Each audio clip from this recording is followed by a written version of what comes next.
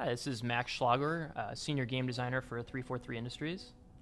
And Joseph Staten, Senior Creative Director on the Xbox Publishing team, and I was the writer and creative director of ODST. All right, so first of all, I want to just talk quickly about how ODST slots seamlessly into the unified UI here. So in all of the areas that you were able to play campaign for any of the other titles, you can do the same for ODST. So much like Halo 2 Anniversary Multiplayer, it slots in under Halo 3, so you can quickly get to there for your campaign. Same with playlists. You can go under Halo 3 and click through and go through ODST. Briefly talk about some of the playlists that we've added here. So one of the interesting things about the way ODST is structured is that you've got a hub and a level kind of structure to it, which is a bit different from some of the other Halo titles. Mm-hmm. One of the things that we're able to do with the playlists is actually construct some, for example, that don't go through the hub, so you can play through the game from one level to the next. On the flip side, you also have the ability to play one of the playlists that is every iteration of Mombasa Streets from back to back. So you can see every city-state and play through each clue in order in that particular playlist. There's also a bit of variety in some of the other ones that highlight features, specific levels with vehicles or some of the more like arena-focused battles and things like that. That's cool. You see, I haven't seen any of this, so I can't wait to play that. That seems pretty awesome. Now let's go ahead and take a look at some of the missions here. So we'll start here with Kazingo Boulevard. Fun vehicle-based mission here. And much like the other titles, you can go through and turn on some of the meta scoring and time features here, which filter into the leaderboards for the game and give you kind of a social way to compete with your friends. One of the things that you'll notice quickly once you're in the game is how much smoother things look when they're running at 1080p and 60 frames a second. In particular, even just starting with the cutscenes, you'll notice a nice bump in the quality and the smoothness of them.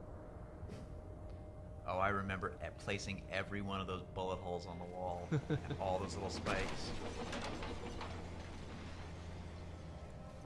Hey, where's the fight at? Take a guess, genius. The first version of that line was "Take a guess, dumbass." By the way.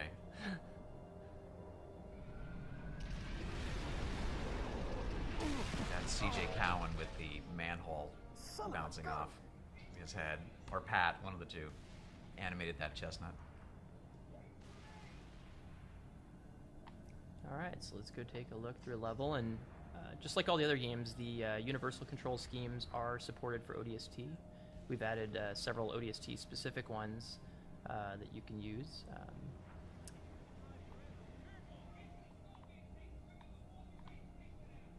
I like to drive tanks, so I might go take that. So clearly the design for this mission was, what would be fun is to take a Scorpion and roll it through a town and blow dudes up. And ODST really was, to a large extent, a hit parade in the various missions of the most fun things to do in the Halo sandbox. But there was something really fun about the tight environment here, and really being forced to use a Scorpion more as a precision weapon that was really, really enjoyable. I want you to shoot every lamppost because it's the one thing that's gonna. Oh, those blow up too. I forgot. See, two things to blow up. Okay, lampposts here. Yeah, let's take those out. Oh yes. Yes. There we go. Yes.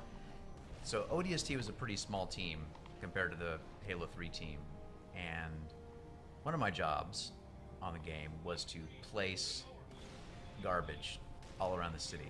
And I don't know if I placed the garbage in this area. This might have been Vic, actually, who placed the garbage here. I can't remember, but needless to say, going around and placing all the little trash and cans. I'm so glad that I can see it all now up-resed. Every last newspaper. High-res garbage. That's good. It's a monument to all my sins.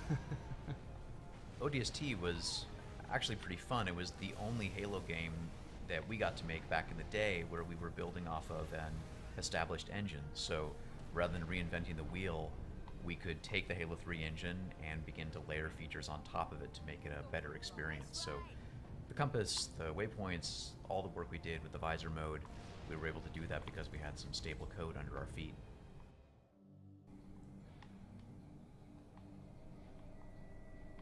Take a look at NMPDHQ, a bit of a different level than Zingo.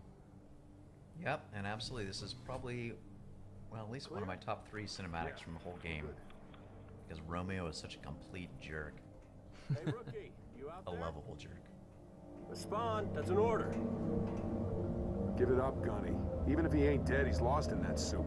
Our comms can't Yeah, we had cover that. one animator do all the cinematics for ODST for the most part, Pat, and he just rocked it. This was his first big job. And he did it all keyframed. It's pretty incredible. Banshees on your 6. Hit the deck. We're losing her. Watch out. Ah! Pinky touch. Status. All right, let's do this.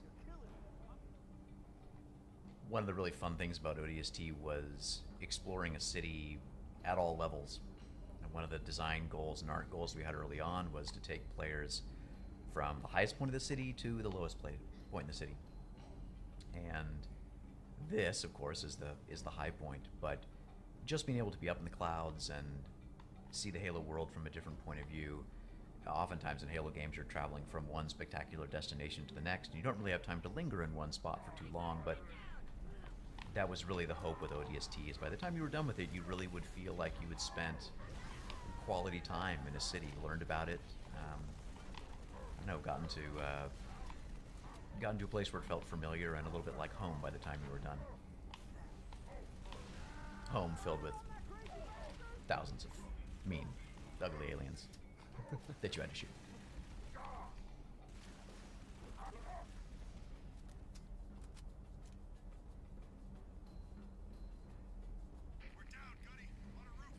Oh, I remember this room very well. You see that guy with his head up against the desk there on the left?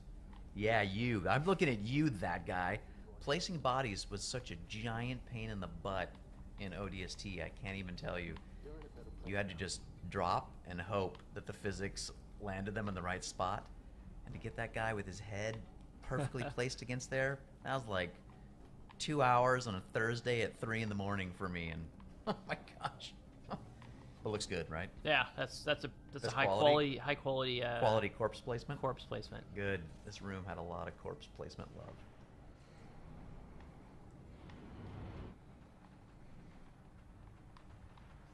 Oh yeah, this spot's good.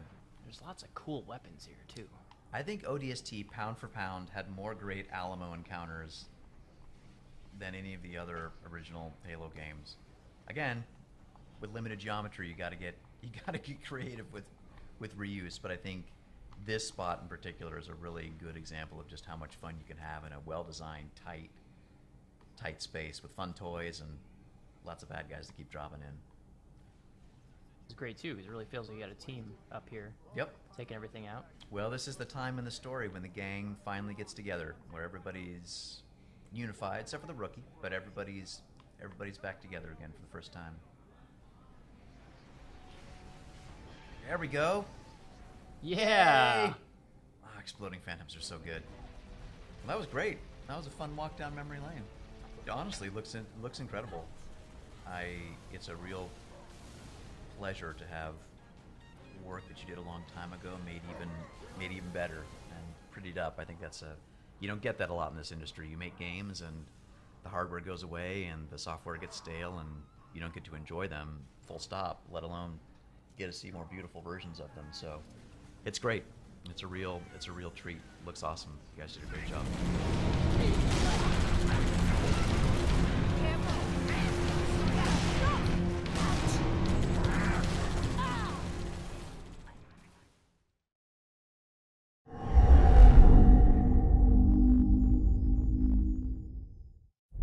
Only on Xbox One.